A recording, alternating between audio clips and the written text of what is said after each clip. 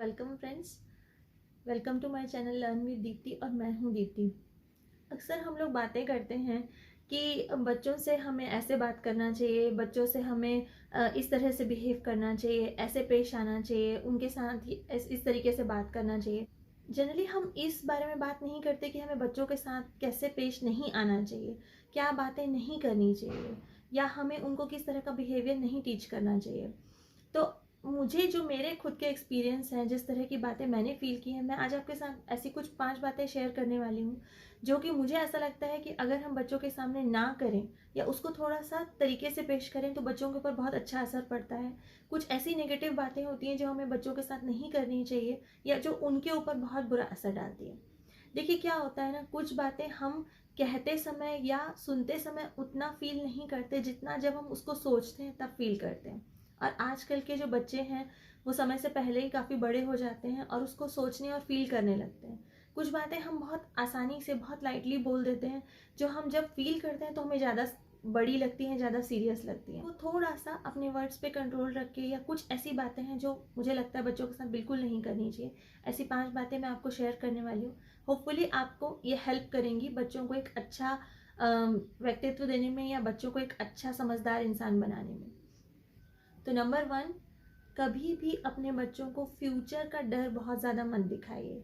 जैसे कि मैंने कई पेरेंट्स को ऐसा बोलते हुए सुना कि अगर तुम अच्छे से पढ़ाई नहीं करोगे, तो देखो जो अपने घर में कचरा उठाते हैं ना, कचरा उठाने के लिए आते हैं, या जो सिक्योरिटी गार्ड हैं, उस टाइप की जॉब तुमको मिलेगी, या तुम वैसे बन जाओगे फ्यूचर में। इस तरह की बातें बच्चों पे बिल्कुल भी इफ़ेक्ट नहीं डालती हैं, बल्कि बहुत ही नेगेटिव इम्पैक्ट डालती हैं।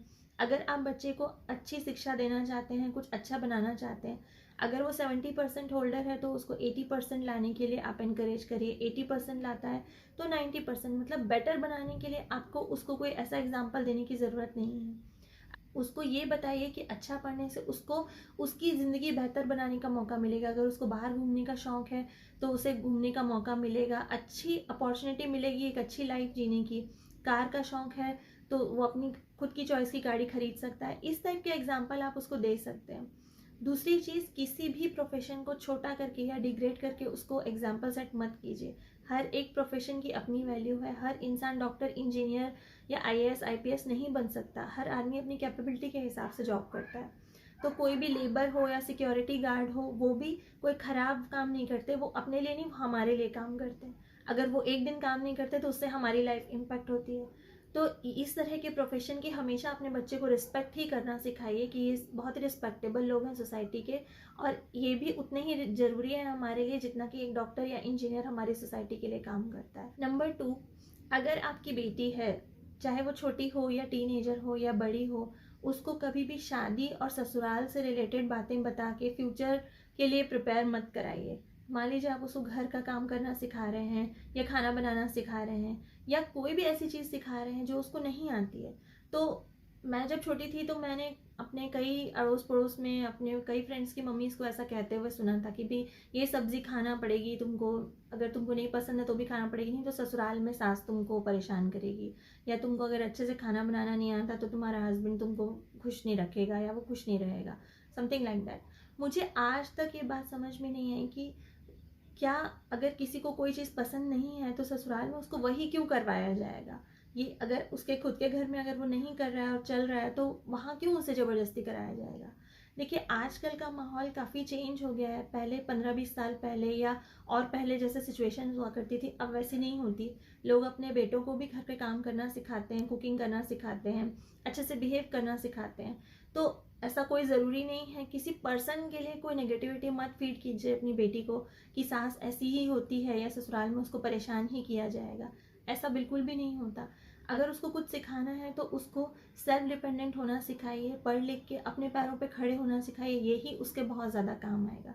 अगर वो कुछ नहीं खाना पसंद करती है या उसके घर का काम उसको नहीं आता है, तो उसको यही सिखाइए कि अगर उसको फ्यूचर में कभी हॉस्टल जाना रहा या हायर स्टडीज़ के लिए कहीं बाहर जाना रहा, तो उसको परेशानी हो सकती है, या उसको फ्यूचर में कभी अकेले रहना पड़ा, तो उसको मम्मी के बिना प्रॉब्लम होगी। पर उसको ये ससुराल और इस तरह की चीज़ों में इस तरह की चीज़ें मत टीच कीजिए, क्योंकि उसको उन रिलेशनशिप का जब तक एक्सपीरियंस ही नहीं है, उसके ऊपर कोई इम्पैक्ट नहीं डालेगा। उल्टा नेगेटिविटी उसके दिमाग में और आएगी कि शायद इन लॉज या ससुराल ऐसा ही होता है या परेशान करने वाला ही होता है। तो ये चीज़ें बिल्कुल मत कीजिए। नंबर 3, बच्चों के सामने लड़ाई नहीं करना है या झगड़ा नहीं करना है। ये हम कई जगह पे पढ़ चुके हैं, सुन चुके हैं। पेरेंटिंग वाली जितनी भी साइट्स होती हैं या टीवी में हमेशा ये चीज़ बताई जाती है। पर आप खुद ही सोचिए कि इज़ दैट इवन पॉसिबल कि हर एक छोटी मोटी बहस आर्ग्यूमेंट आप बच्चे से छुपा सकते हैं? क्या ये हो सकता है? क्या ये पॉसिबल है? हमारे घर इतने बड़े नहीं होते हैं कि हम कोई भी बातचीत करें और उसका इम्पैक्ट बच्चों पे ना पड़े। ये लगभग नेक्स्ट टू इम्पॉसिबल है। आप जाने या ना जाने, बच्चा आपसे शेयर करे या ना करे, लेकिन कहीं ना कहीं उसको आपके बहस आर्ग्यूमेंट झगड़े पता चल ही जाते हैं। आपके फेस एक्सप्रेशन से, आपके मूड से वो ये समझ जाता है कि आप दोनों पेरेंट्स के बीच में कुछ ना कुछ झगड़ा या आर्ग्यूमेंट हुआ है। तो अगर आर्ग्यूमेंट उसके साथ शेयर करने लायक है, अगर आपको ऐसा लगता है कि बात इतनी बड़ी नहीं है, हल्की फुल्की नोक-झोंक है, तो आप उसके साथ उसको थोड़ा पॉजिटिव बना के शेयर कर सकते हैं। बहुत ज़्यादा नेगेटिव तरीके से मत प्रेजेंट कीजिए। फॉर एग्जांपल, यदि घर में कोई फाइनेंशियल क्राइसिस है या कोई नया सामान खरीदने के ऊपर आप दोनों की बहस हो रही है, कोई भी ऐसी चीज़, कोई इन्वेस्टमेंट जो कि आपको ऐसा लगता है कि आप उसके साथ शेयर कर सकते हैं, तो आप उसे ज़रूर बताइए।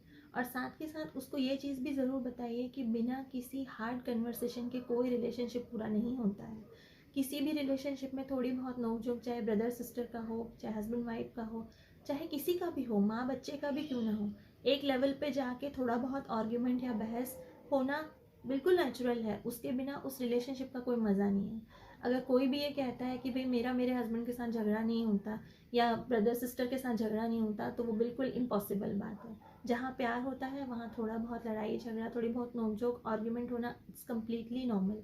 और अगर आप बच्चे से ये सब चीज़ें बहुत ज़्यादा हाइड करके रखते हैं, बिल्कुल उसके सामने नहीं करते, और किसी दिन अगर उसने आपका कोई बहस, आर्ग्यूमेंट, कोई झगड़ा चुपचाप से सुन लिया या कहीं बाहर से उसने देख लिया, तो उसके ऊपर बहुत नेगेटिव इम्पैक्ट पड़ेगा। इसलिए बेटर है कि आप कुछ चीज़ें उसके साथ शेयर करते रहिए, उसको ये बताते रहिए कि हाँ, इस तरह की चीज़ें होना नॉर्मल है, ताकि वो अपने रिलेशनशिप में भी इस तरह की चीज़ों के लिए तैयार रहें। नेक्स्ट, नंबर 4, अपने किसी भी कड़वे रिलेशनशिप का असर अपने बच्चे पे बिल्कुल मत आने दीजिए।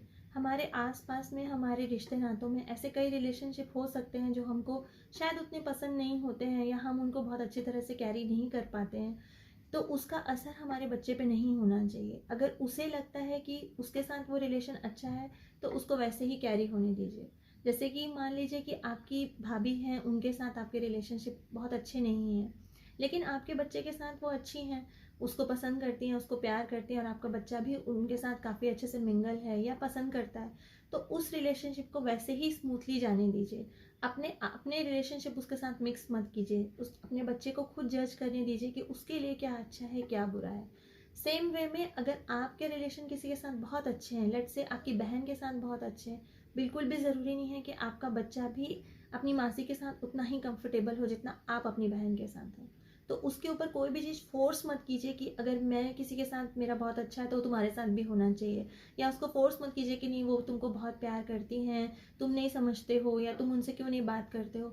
उसको फोर्स मत कीजिए, वो खुद जज कर लेगा। बच्चे बहुत अच्छे से प्यार और नफरत को बहुत अच्छे से समझते हैं, बड़ों से ज़्यादा उनके अंदर इस चीज़ की सेंस होती है। तो अगर वो खुद समझ जाएगा कि कौन उसे प्यार करता है, कौन उसे उसके साथ कंफर्टेबल है या वो किसके साथ कंफर्टेबल है, और उसको वैसे ही एक्सेप्ट करने दीजिए। तो लेट इट बी, समय के साथ उसको अपने रिलेशनशिप खुद पहचानने दीजिए, उसके साथ खुद ही एडजस्ट करने दीजिए।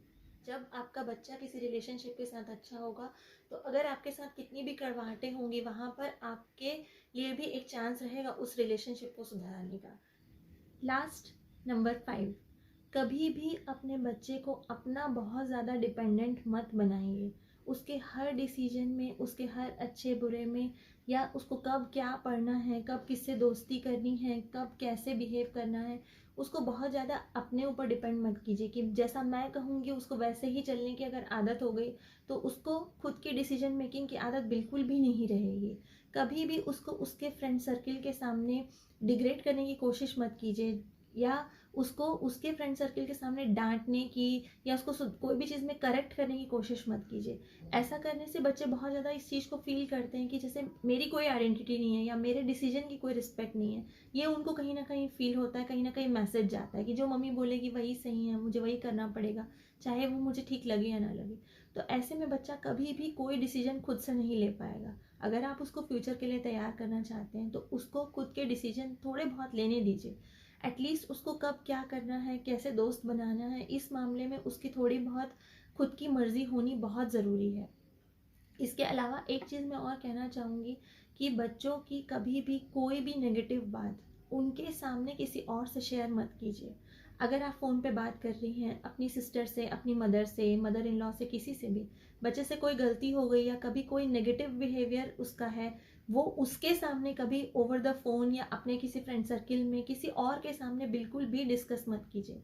आप या आपके हस्बैंड या दोनों पेरेंट्स बच्चे के सामने डिस्कस करते हैं या बच्चे को जो भी बोलते हैं वो अलग बात है। बच्चे को ये नहीं लगना चाहिए कि आप उसकी बुराई या उसकी नेगेटिव चीज़ें किसी और से शेयर करते हैं। अगर वो ये चीज़ सुनता है तो उसके ऊपर बहुत बुरा असर पड़ता है इस बात का।